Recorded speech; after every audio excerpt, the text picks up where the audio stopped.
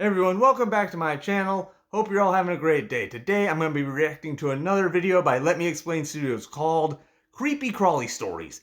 Now I personally don't really have much of an issue with bugs. If I see any creepy crawly in my house, I just get a paper towel and I let it outside. No problem. Unless it's like cockroaches. Cockroaches I will squish with abandon, because you know what they say, if there's one in your house, there's at least probably 100 somewhere nearby, and they can potentially contaminate your food. But based on the title, I would say most likely Becca doesn't really have some positive memories with bugs. But we'll see what's going on here. The link to the original video will be in the description below. Please like and subscribe, and without further ado, let's get watching this. Oh no. Don't want to pause so early, but man, this could be really problematic. Some scorpions can be really dangerous. I think I saw this on Animal Planet, A way to tell how dangerous a scorpion is the larger the pincers, the less potent the venom. So I think there's something called like emperor scorpions are like nearly 8 inches long at least and are giant. They have apparently one of the least potent venoms of all scorpions. So if you ever live in a place where scorpions are common, keep that in mind. Oh, who's watching this scorpion? Excuse me, sir. I believe you're lost. Oh no. She's gonna squish him with the chocolate. Man. I can understand to a degree because, scorpions potentially could be dangerous and you want to keep your home safe. But at the same time, I always think you should try to resort to non-violent methods. Because after all, the bugs were here first. Bugs have been on this planet for I don't know how many, 300 million years or something, maybe longer. We've been around not remotely as long. They were here first. We should show some respect when possible. But it's kind of like a hit or miss type of situation, I guess. Hell is this way. Ooh. You know, the topic of squishing bugs has actually become a bit of a polarizing subject because of the internet, and it all Really? amounts to good PR. Don't hurt the bees, they pollinate and make honey. Don't hurt the ants, they're nature's broom, cleaning up so many messes. That's Don't true. hurt the spiders, they kill all the bugs we actually hate, right? Fly. That is an excellent point. I'm glad she brought that up because spiders especially have such a bad rap and they do so much more good than harm. Think of all the stuff that spiders kill. I'm sure she's gonna mention, just talk about flies and things like mosquitoes and roaches and things that actually can hurt us or potentially contaminate our food. So if you see a spider, let it outside. Don't kill it, please.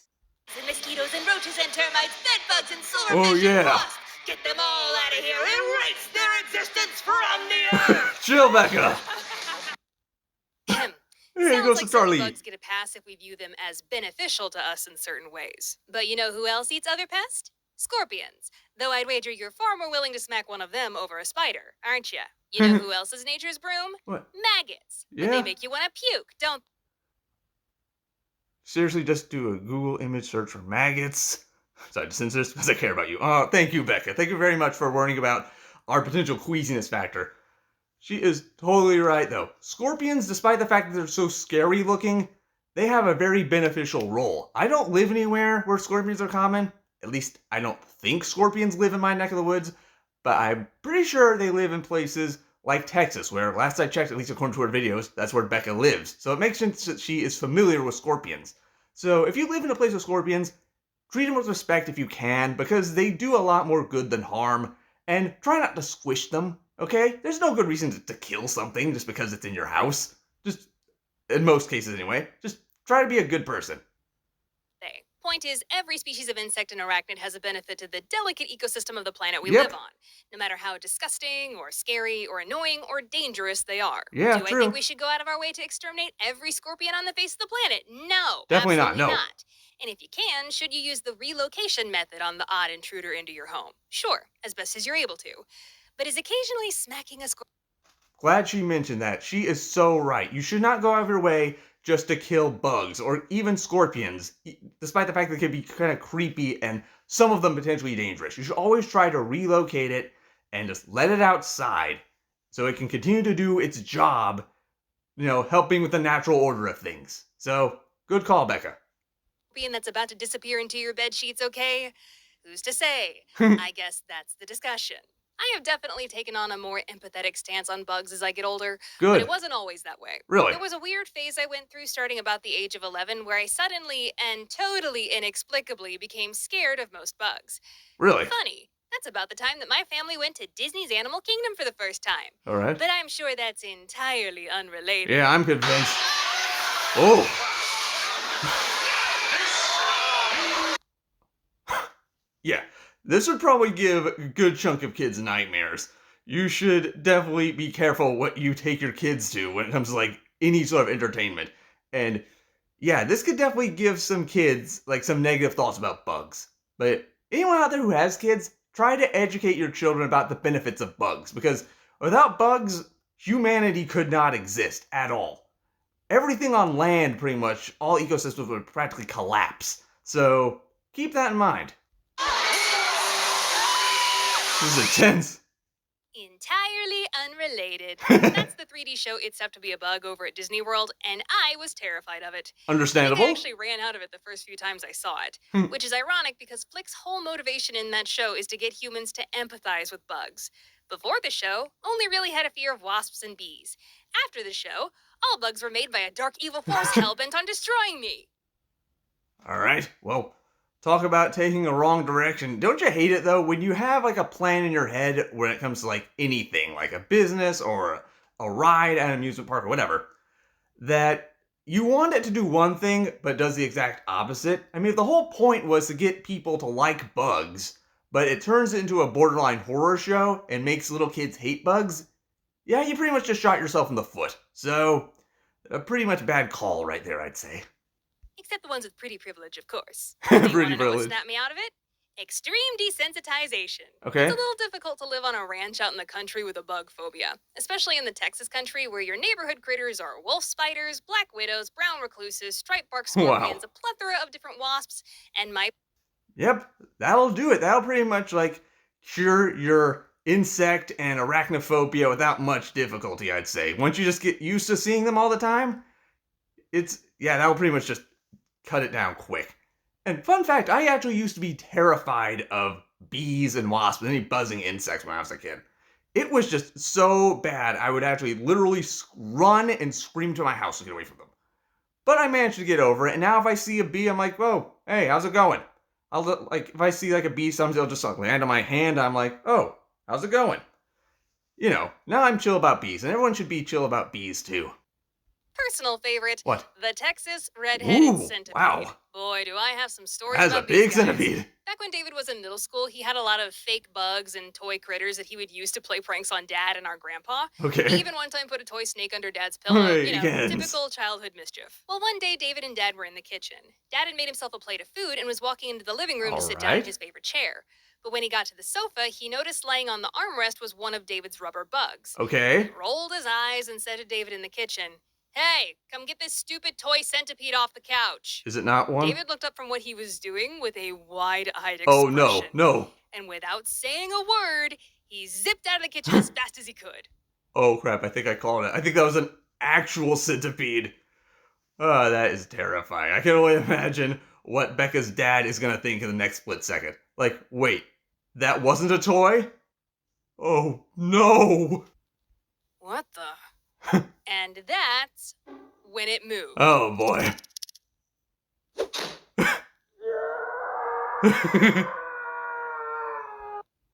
The intense horror scream, the scream of dread.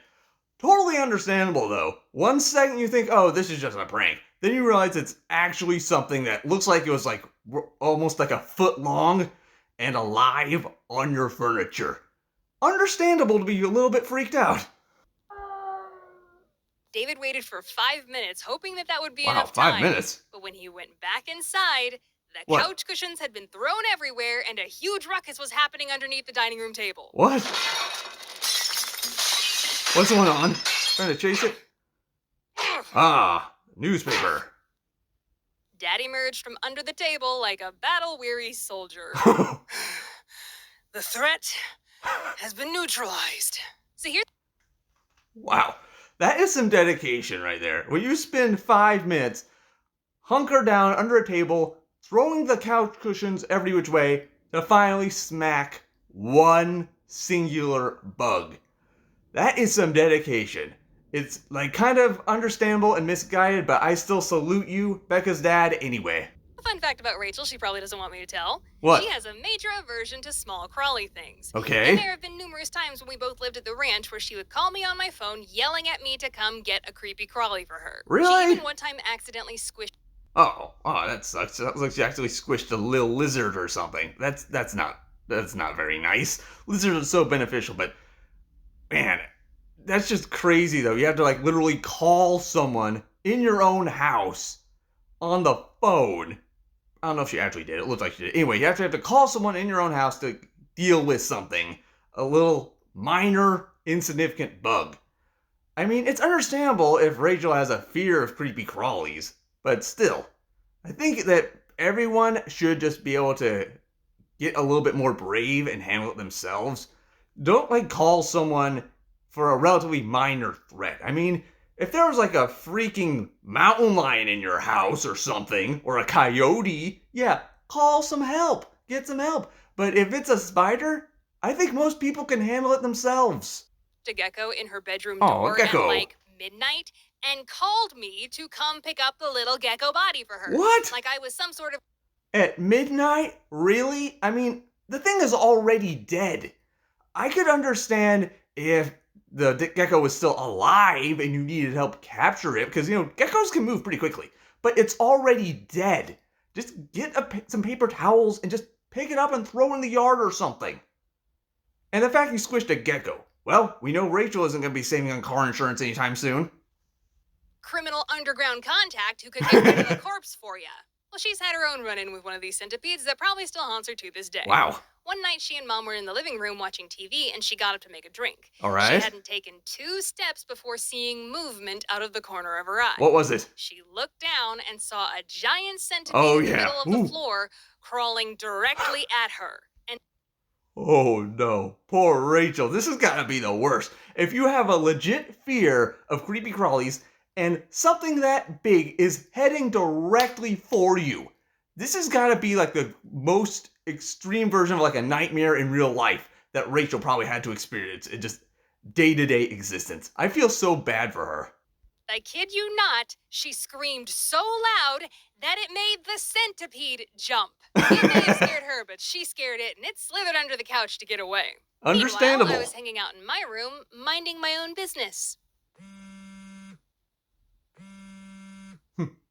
Yeah. A centipede almost killed me and it ran under the couch. You're sorry, hide down here right now.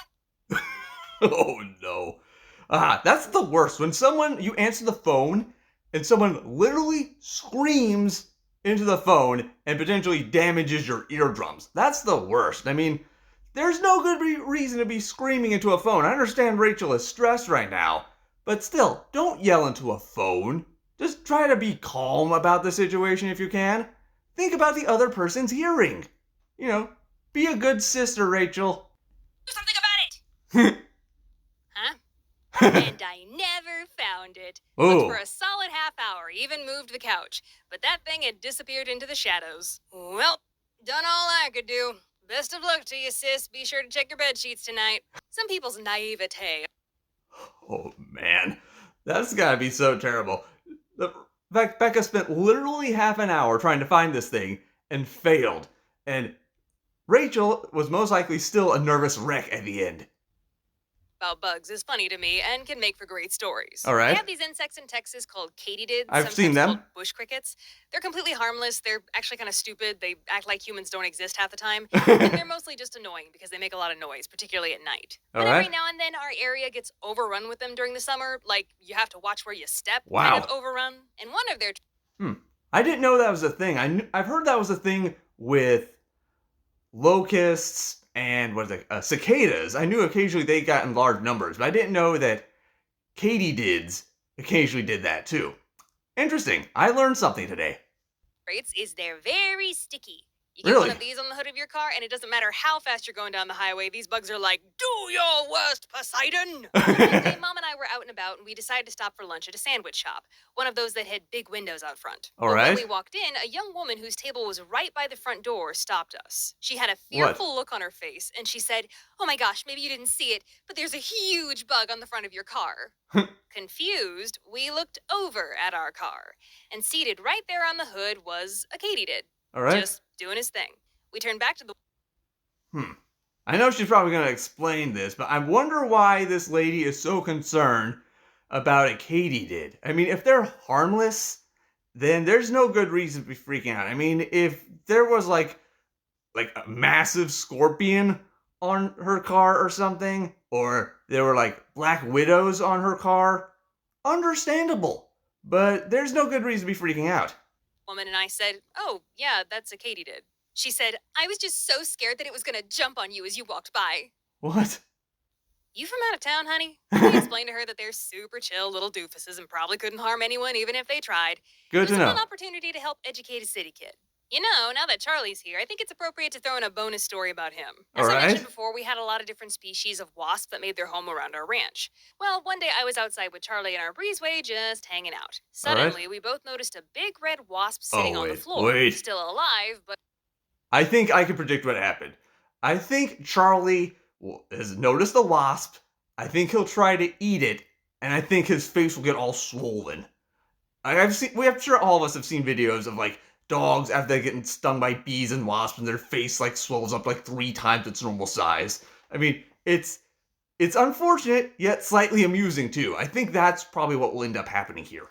for some reason it had been grounded. Charlie fearlessly went up to it, and before I could stop him, he slammed his nose right Oh. onto it.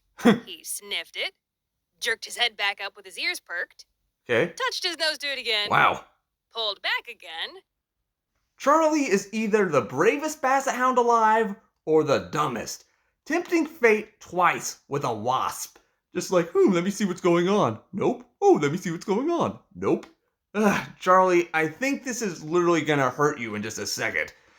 I mean, if this is all that happened, it wouldn't be a very interesting story. I bet it'll be painful sooner rather than later, unfortunately. And... I don't think the wasp stung his nose. I genuinely think he was just sounding the alert. Wanted Oh. to make sure that everyone knew that the anger bee was right there. You're a real funny one, my man. That's funny. A ghost dog giving you a kiss. That was interesting. Never thought I'd see that. But yeah, the fact that it looked like he didn't actually get stung. He was just like letting people know, hey, there's a potentially dangerous insect here. Yo, humans, pay attention. This is important. Dogs are so weird sometimes, and I love it. Ugh, that's cold. Well, guys, that was another video by Let Me Explain Studios. Very funny, very educational, and I like the message that she was talking like pretty much throughout. Like, you should just try to respect bugs. They have a vital role in the ecosystem, and even though some of them are creepy, you should try not to kill them when you can. You should just try to learn how to coexist with them, because, they do things like help pollinate food, pollinate our crops so we get food, help keep pests under control. They protect us from diseases like things that eat mosquitoes, which transmit malaria. So you want to keep some bugs and arachnids and stuff around if you can. Overall, great video. And let me know in the comments below. Do you like bugs? Or do you have like an irrational fear of them? If you have any other recommendations for Let Me Explain Studios reactions, let me know in the comments as well. Please like, comment, share, and subscribe. I'll see you in the next video. Bye.